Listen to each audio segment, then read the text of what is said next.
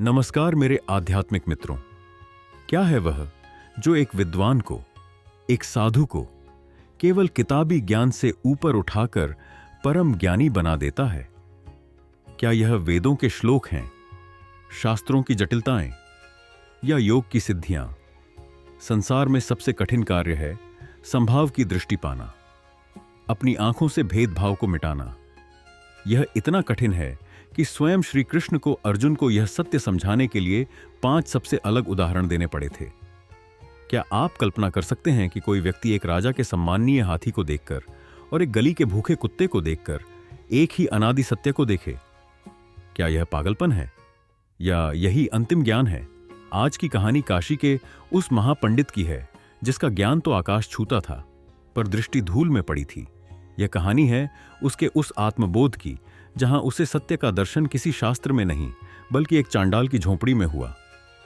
विद्या विनय संपन्ने ब्राह्मणे गविहस्तिनि शुनिचैव श्वपाके च पंडिताः समदर्शिनः, अर्थात ज्ञानी महापुरुष विद्या और विनय से संपन्न ब्राह्मण में, गाय में, हाथी में, कुत्ते में और चांडाल में भी समदर्शी होते हैं। यह कहानी है द्वैत के भ्रम को तोड़कर अद्वैत के सत्य को पाने की। काशी नगरी ज्ञान की राजधानी थी। उस नगरी में पंडित ज्ञानेश्वर का नाम सूर्य की तरह चमकता था। ज्ञानेश्वर केवल विद्वान नहीं थे, वे वेद मार्तंड थे। उनके मुख से निकले हर श्लोक में तर्क और व्याकरण की ऐसी शुद्धता होती थी कि बड़े बड़े आचार्य सिर झुका लेते थे। वे अपने शिष्यों को इसी श्लोक का उपदेश देते थे कि पंडितों को समदर्शी होना चाहिए, परंतु यह ज्ञान केवल उनके मस्तिष्क में था, व्यवहार में नहीं। ज्ञानेश्वर अपने विद्वत दर्प में समाज में भेदभाव करते थे। वे समाज के ऊंचे लोगों को सम्मान देते पर नीचे लोगों को तिरस्कृत करते थे। उनका ज्ञान उन्हें द्वैत भाव से मुक्त नहीं कर पाया था। नगर के बाहर स्मशान घाट के निकट एक वृद्ध योगी रहते थे, योगीराज अद्वैत। वे मौन रहते थे और केवल देखते थे। वे जानते थे कि ज्ञानेश्वर का अहंकार ही उसके ज्ञान का सबसे बड़ा आवरण है। ज्ञानेश्वर ने अपने जीवन की सबसे बड़ी तपस्या का प्रण लिया था। उन्हें अमावस्या की रात नगर के सबसे एकांत शिव मंदिर में एक अखंड रुद्राभिषेक करना था, जिसके पूर्ण होने पर उन्हें महाराज से राज सम्मान मिलना था। अमावस्या की वह रात थी। वर्षा की पहली फुहार पड़ रही थी। ज्ञानेश्वर अपने शुद्ध रेशमी वस्त्र और ज्ञान के गर्व में मग्न मंदिर की ओर चले। यहीं नियति ने उन्हें उस समदृष्टि की कसौटी पर परखना शुरू किया जिसका वर्णन गीता ने किया था। पहला पड़ाव, गौ। ज्ञानेश्वर अभी कुछ ही दूर चले थे कि एक जीर्ण वृद्ध गौ उनके मार्ग के बीच में आकर बैठ गई। वह इतनी थकी थी कि उठने का प्रयास भी नहीं कर पाई। ज्ञानेश्वर का विद्वत दर्प जाग गया। इस निकृष्ट प्राणी को बीच रास्ते में बैठना था। उसने गौ के शरीर पर अशुद्धता के भय से पैर नहीं लगाया, पर क्रोध में उसे अपनी छड़ी से ठोकर मारी और डांटते हुए किनारे से निकल गए। दूसरा पड़ाव, हस्ती। आगे एक विशाल राजपथ था। उस पर महाराज का सबसे प्रिय हाथी, जिसका नाम गजराज था, धीरे धीरे चल रहा था। ज्ञानेश्वर तत्काल रुक गए। उनका मन बोला, यह राज शक्ति है। ज्ञानेश्वर ने अपने रेशमी वस्त्रों को कसकर पकड़ा, अपने सिर को झुकाया और परम विनय के साथ गजराज को मार्ग दिया। उन्होंने हाथी की पूंछ की धूल को भी सम्मान से देखा। तीसरा पड़ाव, कुत्ता। ज्ञानेश्वर ने जैसे ही राजपथ पार किया, उन्हें एक भूखा घायल कुत्ता मिला। वह क्षुधा से रो रहा था और आश्रय की तलाश में था। ज्ञानेश्वर का द्वैत भाव सक्रिय हो गया।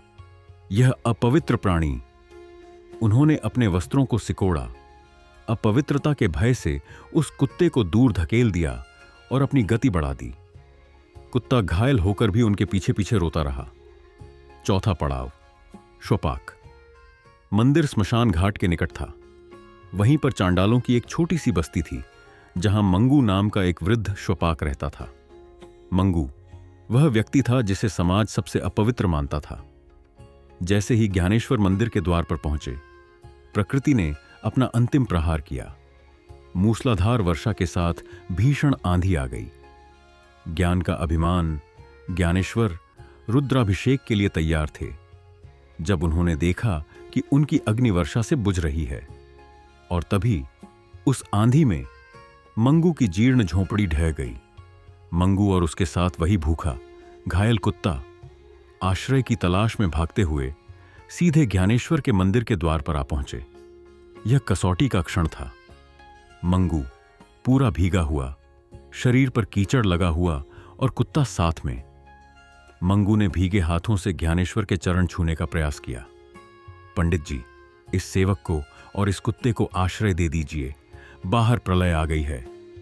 ज्ञानेश्वर की बुद्धि और अहंकार का दुर्ग चरमरा गया। नहीं नहीं, ज्ञानेश्वर चीखे, तुम अपवित्र हो, तुम चांडाल हो। मेरा रुद्राभिषेक, मेरी शुद्धता, मेरी वर्षों की तपस्या नष्ट हो जाएगी। उनके द्वैत भाव ने उन्हें बांध लिया। उन्होंने भीतर की ओर देखा, जहां उनकी रुद्राभिषेक की अग्नि बुझने को थी। उनका रुद्राभिषेक और शुद्धता उनके कर्तव्य से बड़ी थी। ज्ञानेश्वर ने मंगू को दूर धकेल दिया। चले जाओ यहां से, यहां कोई स्थान नहीं है। मंगू और कुत्ता दुखी होकर बाहर अंधेरे में भीगी झोंपड़ी के मलबे की ओर जाने लगे। ज्ञानेश्वर ने भीतर प्रवेश किया। रुद्राभिषेक की अग्नि बुझ गई थी। उनकी तपस्या खंडित हो चुकी थी। उन्हें लगा वे असफल हो गए हैं। वे बैठ गए और तभी उनके मस्तिष्क में वही शब्द गूंजे, विद्या विनय संपन्ने ब्राह्मणे गविहस्तिनि शुनिचैव श्वपाके च पंडिता समदर्शिणा। पंडित, तुम ब्राह्मण को और हाथी को सम्मान दे पाए, पर कुत्ते और श्वपाक को धकेल दिया। तुमने आत्म को केवल उच्च वर्ण में देखा।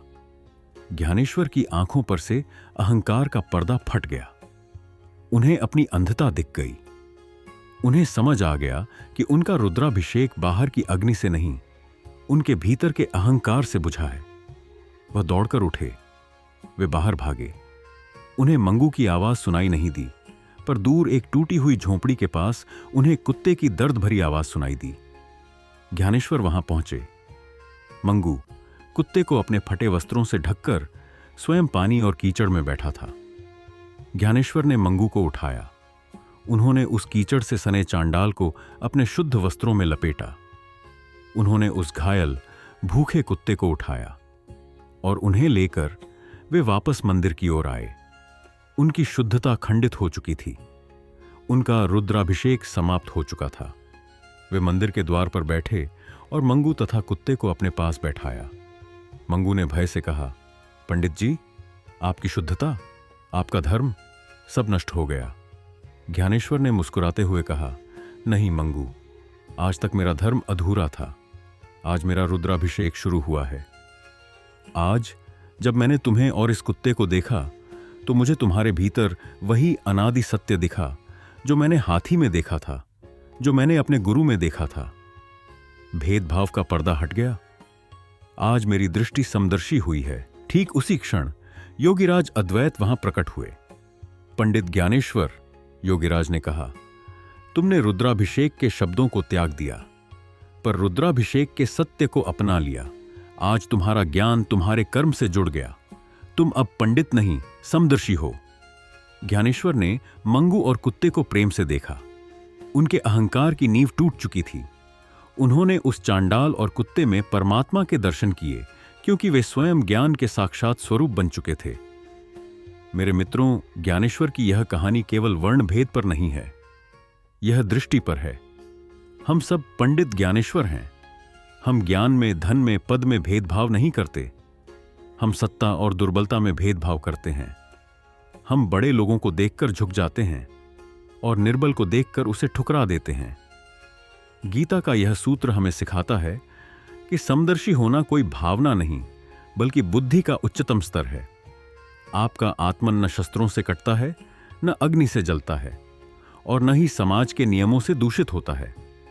जिस क्षण आप उस एक आत्मा को अपने अहंकार के भीतर और चांडाल के भीतर दोनों जगह देखना शुरू कर देते हैं, उसी क्षण आपका रुद्राभिषेक सफल हो जाता है। क्योंकि ज्ञान का अंतिम लक्ष्य भेद करना नहीं, बल्कि अभेद को देखना है। यदि इस कहानी ने आपके दिल को छुआ है या आपको एक नई सोच दी है, तो अपना प्यार दिखाने के लिए इस वीडियो को लाइक जरूर करें। कमेंट में अपनी भावनाएं व्यक्त करें। इस कहानी का कौन सा हिस्सा आपको सबसे ज्यादा प्रभावित कर गया? हमारे इस सफर का हिस्सा बने और चैनल को सब्सक्राइब करें ताकि हम मिलकर ज्ञान की ऐसी ही प्राचीन और अद्भुत कहानियों का आनंद लेते रहें। आपका बहुत बहुत धन्यवाद। आपका प्रेरक साथी वेदार्श।